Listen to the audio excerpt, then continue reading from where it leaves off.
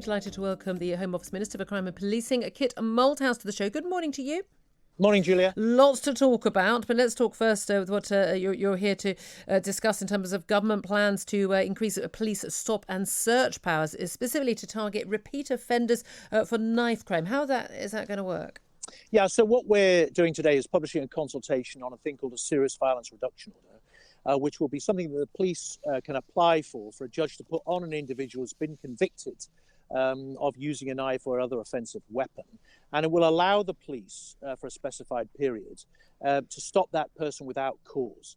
What we do know is that there are a small number of people in this country who are prolific offenders with knives, sadly. And what we want is to create in their mind a serious sense of deterrent, that they know that when they leave the house, they're much more likely to be stopped and searched than anybody else in the street. And so they won't carry a knife as a result. And we think it would be a useful tool for the police to use in this battle against knife crime. Wouldn't the most useful tool be that we enforce the law as it was actually put in place, where that people do actually face a mandatory, isn't it, 5-year term for carrying a knife? And yet that's barely ever used. And even if someone does get sentenced to a 5-year term, they don't serve anything like it. Wouldn't a more useful tool be that these young people, largely young men, weren't out on the streets at all? Well, we certainly hope and believe that our friends in the courts will see the rise in knife crime and take action accordingly in the sentencing that they're putting in place. But, my job with the police is to get out there on the street and lift the knives off as many people as we possibly can. We think this will be a great tool in our armoury to do that, alongside some of the wider use of stop and search we're seeing in the hotspots, particularly Section 60 stop and search, to drive this number down, create space while we do the long-term work with young people in particular, to turn them away from crime. I mean, in the end, Julia, you and I both know that arresting people and putting them in front of the courts will only get us so far with knife crime. We have to do that long-term work. But in particular, we do need to focus on prolific offenders, and that's what we're trying to do today. It's an 8-week consultation. I hope you will submit a response to it, and then in time we'll bring the legislation forward. I'll encourage my listeners to do so. Well, again, we want to talk about what police should be spending their time doing. I suppose we'd rather they were spending their time tackling young people carrying knives who've already got knife offences, rather than tackling people having a birthday party for 7 children. Should the police be wasting their time dealing with that? Well, I'm not sure it's wasting their time. I mean, look, Julia, I would much rather they were dealing with crime as well. But we're in the middle of a hold on. No. Hold on a minute. As of midnight, Kit Malthouse, as of midnight, having a birthday party for 7 children, in fact, having a birthday party for 5 children, if 2 parents there, you've then got 7 people. Under the rule of 6, that is a criminal offence. Well, you're talking to a dad who had to cancel his kid's birthday party this coming weekend.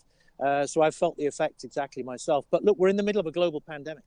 The one thing we do know, you and I, Julia, is that the numbers in this pandemic rise very quickly and recede very slowly. And when we see a rise in numbers or a blip up, we have to look to other countries like France and elsewhere and take measures accordingly. And what we've tried to do is put in place a simple set of rules. Wash your hands, cover your face, maintain space, remember the rule of 6. And if we can stick with those rules relatively tightly, keep everybody in line, then hopefully we'll have it in place for a relatively short period and we can all get back to normal. But this is, it's a pandemic. We've never faced this before. Well, we had no. You see, you've said 2 things which I disagree. One, we're in the middle of a global pandemic. Well, actually, there's lots of evidence that we're very much in this country and in Europe at the end of it.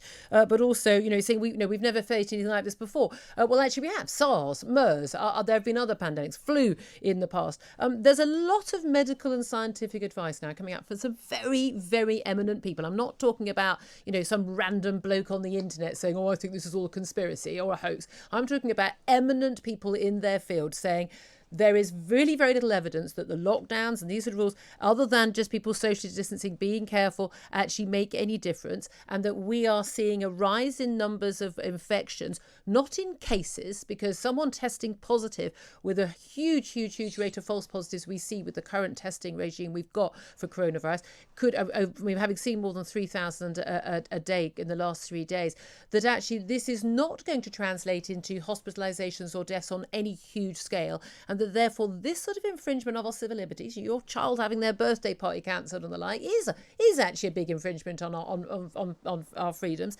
That actually this is not warranted by the risk.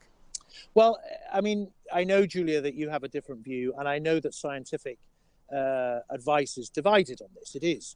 But what the Prime Minister has to do is to synthesise the best advice he can get from SAGE, which gathers together eminent scientists from all sorts of disciplines, and indeed look at patterns of behavior of the virus around the world and make the best judgment he can. And that's the judgment that he's made in these circumstances. And I hope and believe the vast majority of the British people can see the sense of it. I mean, why does it need to be a law? If we can see the sense of it, if we've been told, look, you should limit your contacts to a total of 6 people at any point in the day. If it's sensible, and the vast majority of people will obey it just to do the right thing, why does it need to be a law with criminal record if we don't obey it? Because unfortunately, we have a small number of people who don't. Well, they're not going to obey it either way. In which case, why do we have to have a rule for the rest of us?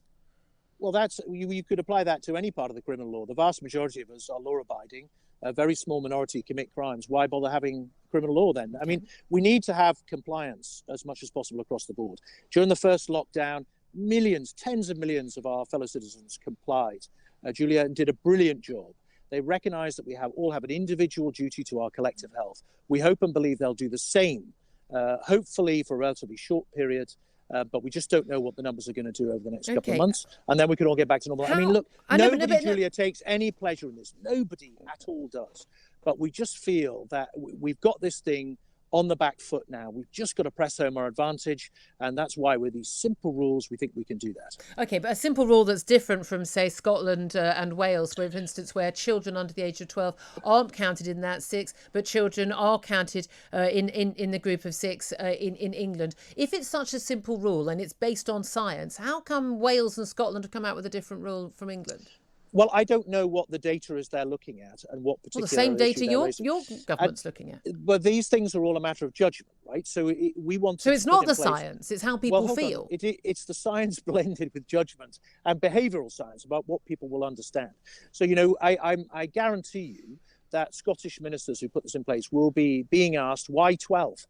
Why not 13? What's the science behind 13-year-olds versus 12-year-olds, right? There's nuance in all of these things. We've wanted to go for a nice, simple rule that people could understand and comply with. It was easier for the police to make sure that they got that compliance. And we think the rule of 6 is that. Hands, face, space, rule of 6. Okay, a nice simple rule that means that 2 families, a brother and a sister, both married with 1 kid and 2 kids, can't actually get together without breaking the law. You can't see 2 grandparents at the same time if you've got more than 2 kids. I want to know, you've cancelled your child's birthday party. You're in the public eye. You're a minister. There's no way you could get away with breaking the law. Your neighbours, next door neighbours, they might also have a birthday party planned for their child. Maybe an anniversary party, maybe something, and they decide to go ahead. Let's say they've got 7, God forbid, 10 people in the back garden next weekend. Are you going to call the police on them?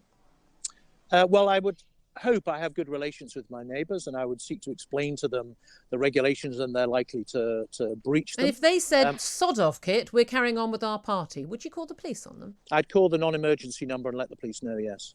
You would dob in your neighbours for having a socially distanced party in the back garden. If it was a 4-year-old's birthday party, you'd ruin a child's birthday party. Dob them into the police. You're using that pejorative language. I'm the Minister for Crime and Policing. If there's one person in the country who should be reporting people for non-compliance with the regulations, it's me, right? So that's exactly what I would do. Do you think that it's a good thing for this country for us to all turn into sort of snooping Big Brother style, as if we're in Soviet Russia or in North Korea, dobbing in our neighbours for a breach, which I know, Boris Johnson knows, Chris Whitty knows, Patrick Vallance knows, is not likely to cause any spread in the virus, given that, for instance, say my child, I don't know what we're going to do for her birthday party, but she's in class, she's sitting in a class with every single child every single day who she would invite to her birthday party all day, every day in school, but she's not allowed to see them in my back garden. Do you understand that a lot of people are just going to say this is absolute nonsense? Yeah, but the thing is, Julia, you need to recognise that there's a logic to it, right? This is not about eliminating contact. It's about limiting contact.